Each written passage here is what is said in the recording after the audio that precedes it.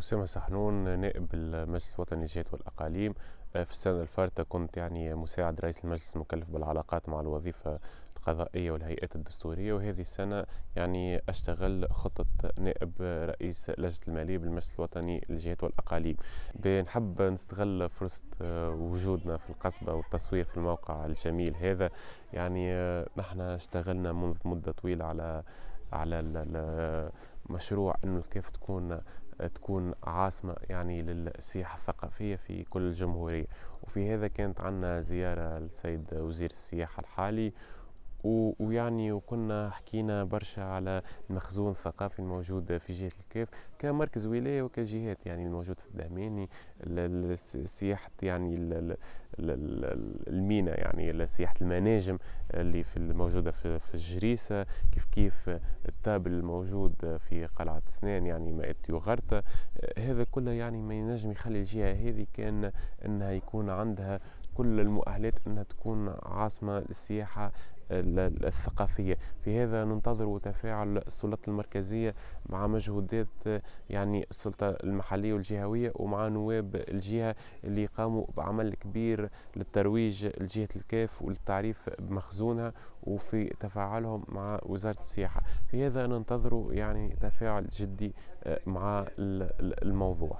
بالنسبة لجهة الكيف، كنت تقدمت في مناقشة مشروع قانون المالية لسنة 2026 بمقترح لإعفاءات تتعلق بالمعاليم الديوانية، وأيضا إعفاءات تتعلق بالتيفيا، المعاليم على الأداءات على القيمة المضافة بالنسبة لكل المنتجات اللي توردهم وإلا اللي تشريهم من السوق الداخلية.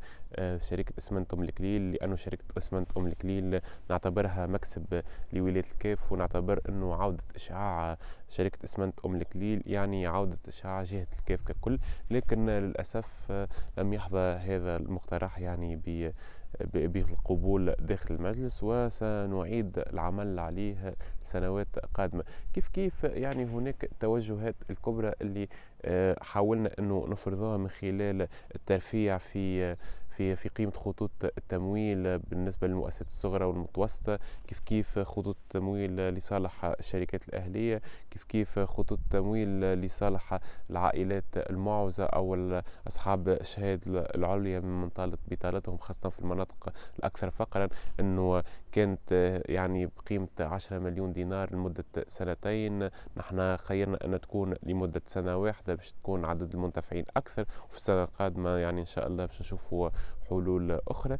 كيف هناك عديد الإجراءات اللي قمنا بها في قانون المالية 2025 و 2026. أنا اشتغلت على قانون المالية 25، ناقشت 25 وناقشت 26 اللي فيها إجراءات للفلاحة من خلال إجراءات لصغار مربي الأبقار، خطوط التمويل اللي أخيرا منذ تقريبا شهر ونصف شهرين تم إصدار القرار المشترك بين وزير الفلاحة والسيدة وزيرة المالية، وباش تتمتع صغار مربي الأبقار بهذه الإجراءات.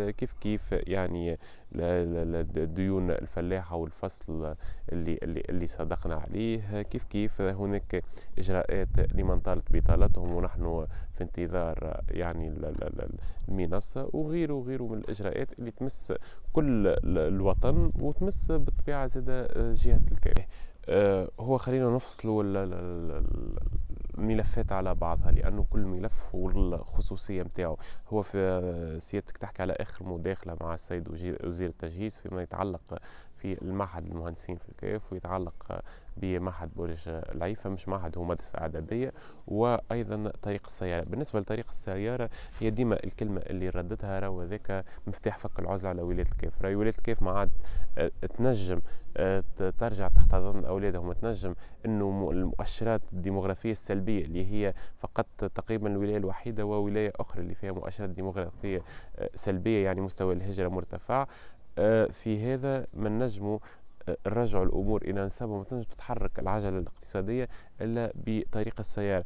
وفي هذا راهو يعني بشرى لأهالينا في ولاية الكاف، راهو انطلقت عمليات يعني الانتزاع العقاري اللي هي أصعب ما فما في العمليات من النوع هذا. يعني ترصدت 25 مليار، وهذا أعلن عليه سيد وزير التجهيز يوم تقريبا 17 نوفمبر مناقشة الميزانية. وهو ما زاد أكدوا يعني في هذا الأسبوع في جلسة عامة حوارية داخل المجلس الوطني للجهات والأقاليم.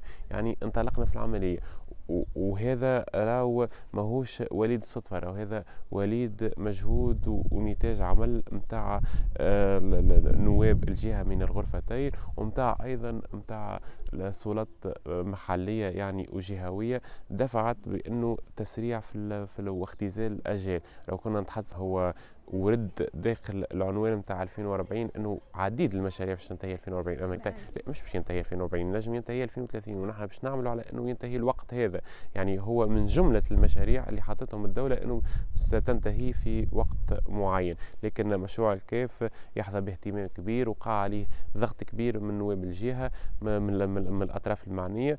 وعملناه يعني في جلسه مع السيد رئيس الحكومه السابق يعني بمناسبه احداث 8 فيفري في معتمدية صغيرة سيدي يوسف. يعني من وقتها بدأ العمل على الإسراع بهذا المشروع بعد جلسة مع السيد رئيس الحكومة والسيد وزير الداخلية، السيد رئيس الحكومة السابق والسيد وزير الداخلية.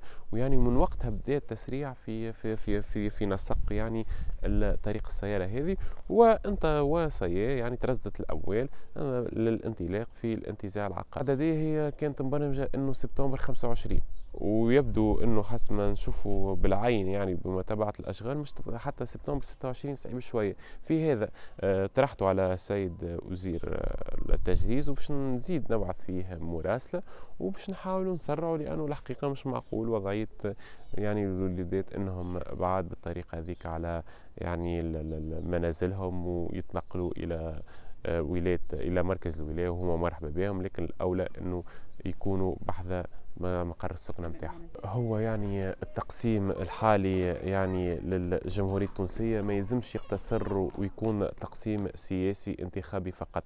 يعني عملنا انتخابات أقاليم، وعملنا انتخابات مجالس جهوية صعدنا بها مجلس وطني للجهات والأقاليم، وتقسيم إداري فقط يعني، بل يلزم يكون مقاربة تنموية شاملة داخل الإقليم. لأنه حسب التقسيم الجديد أنه هما 5 إقاليم، كل إقليم باش تحكي بصفة عامة أنه كل إقليم يعني يحتوي على خصائص تخليه أنه يكون منفتح على الأسواق العالمية ومليء يعني بالثروات الطبيعية وبالخيرات التونسية. في هذا ولاية الكاف كيف يعني ولاية الكاف في مع ولاية جندوبة وولاية باجة وولاية بنزرت، هذا راهو ينجم يخلق ما يسمى بسياحة إقليمية كاملة، من خلال يعني تكون عندنا سياحة جبلية استشفائية، وسياحة متاع شواطئ، وأيضا سياحة ثقافية يعني إيكولوجية، خاصة بما تمثل الكاف من وتمتلك من مخزون باش تكون عاصمة لهذه السياحة في تونس كلها يعني، ونجموا تكون هناك سياحة إقليمية. كيف يجب العمل ما نعملوش نقسموا أقاليم إداريا ونكتفي بهذا، يلزم شبكة طرقات وشبكة حديدية تربط بين مكونات الإقليم الواحد باش نجموا نتحدثوا على تفاعل بين مكونات الإقليم. كيف يلزم نتحدثوا على أقطاب جامعية، يزينا من فكرة أنه جامعات مطيشة في كل ولاية، بل بالعكس يلزم نلموا الجامعات داخل الإقليم الواحد في قطب جامعي، واللي عندنا قطب جامعي داخل كل إقليم. وفي هذا راهو الشيء اللي يؤلم أنه الإقليم الأول هو تقريبا الإقليم الوحيد اللي ما فماش مستشفى جامعي فيه. من حق الإقليم هذا اللي فيه تقريبا أكثر من 1.5 مليون ساكن يتمتع بمستشفى جامعي وكلية طب وغيره. في هذا يلزمنا نعملوا على قطب جامعي في كل إقليم، والإقليم هذا يعني يتمتع بحقه في قطب جامعي. بالنسبة للحوافز الجبائية، يعني هو مش فما لجهة الكاف كجهة الكاف ولا باجة كباجة ولا كالولايات الداخلية بصفة عامة راه فيها حوافز جبائية، لكن نظام الحوافز الجبائية هذه الحقيقة ما بينش برشا نجاح.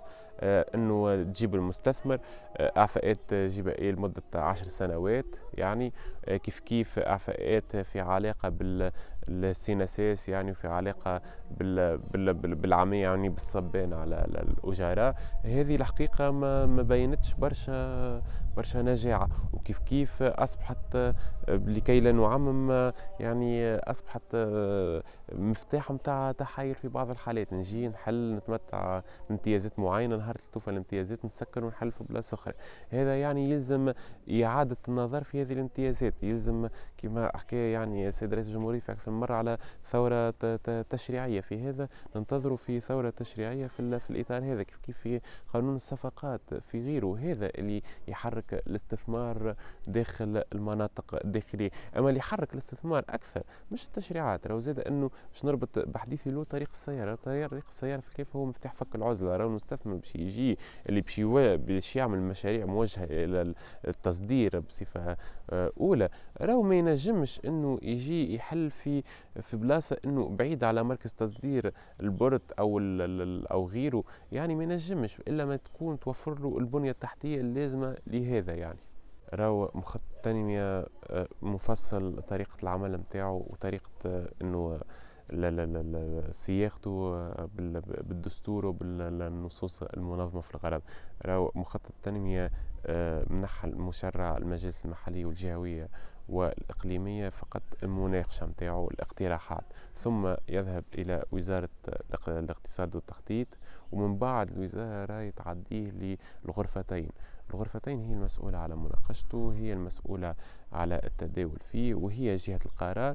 ثم المرسوم عدد 1 لسنة 2025 هو أعطى اليد العليا للمجلس الوطني للجهات والأقاليم، كما أعطى في قانون الميزانية اليد العليا لمجلس النواب الشعب.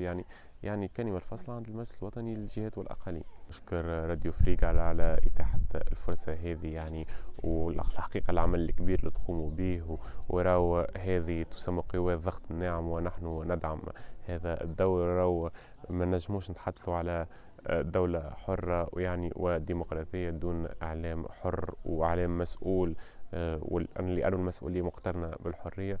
ونحن ديما معاكم وديما داعمينكم كصوت للجهة هذه.